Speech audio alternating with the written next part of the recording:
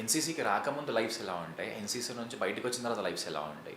ఇప్పుడు జనరల్గా ఏంటిదంటే గర్ల్స్ని చాలా అండర్ ఎస్టిమేట్ చేస్తారు. నేను కొంచెం బుక్స్ని ఫాలో అవుతా, కొంచెం పురాణాలు చదువుతూ ఉంటా.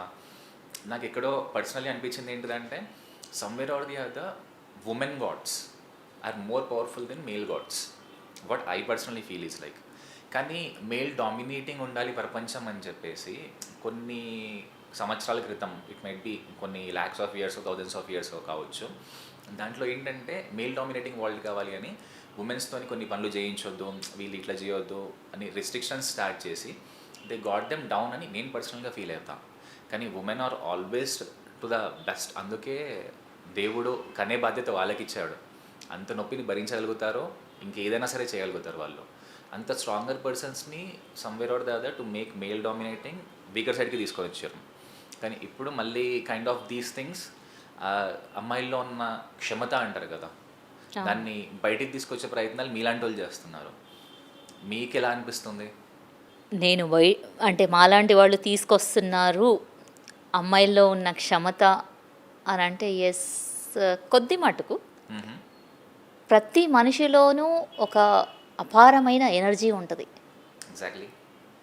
వాళ్ళు ఏంటంటే వాళ్ళను వాళ్ళు ఆత్మ తనని తాను చూసుకోరు, ఇంట్రోస్పెక్ట్ చేసుకోలేక వాళ్ళలో ఉన్న ఎనర్జీని రియలైజ్ చేయకుండా నేను వీక్ ఏమో అని ఇంకొకరు ఎవరో చెప్తే వీక్ అని ఫీల్ అయ్యే సిచ్యువేషన్స్ వల్ల most of the time they feel it.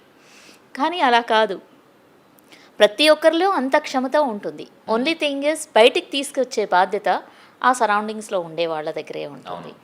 అది తల్లి కానివ్వండి, పుట్టినప్పటి నుండి పెంచేది తల్లి, ఆ తర్వాత తండ్రి, ఆ తర్వాత society, school, education, like that. అయితే ప్రతి చోట ఒక అమ్మ కనుక స్ట్రాంగ్ ఉంటే కంపల్సరీగా ఆ అమ్మాయి ఎప్పుడైనా స్ట్రాంగే. లేదు, ఎక్కడైతే అమ్మలు వీక్గా ఉంటుందో అక్కడ మాలాంటి వాళ్ళు పనికి వస్తారు. ఎందుకు అనంటే పిల్లలు ఏంటి భయపడుతూ ఉంటారు. చాలామంది పిల్లల్ని చూస్తాం, some of them are very bold enough, చాలా కరేజియస్గా ఉంటారు, బయటికి వచ్చి ఏదైనా చేయగలుగుతాము అని ఎంతూజియాజంతో ఉంటారు. అక్కడ ఏంటి అనంటే we can feel the mother's push, father's push, society push. Yes, people are encouraging. కానీ చాలా మటుకు మాత్రము ఈ రోజుల్లో చూసినా పాత రోజుల్లో చూసినా కానీ అమ్మాయిల్లో భయం అనేది ఉంటుంది. అయ్యో నేను సొసైటీలోకి వెళ్తున్నాను, ఏమంటారో, మా పేరెంట్స్ అలో చేయట్లేదు, మమ్మీ అలో చేయట్లేదు, నాన్న అలో చేయట్లేదు.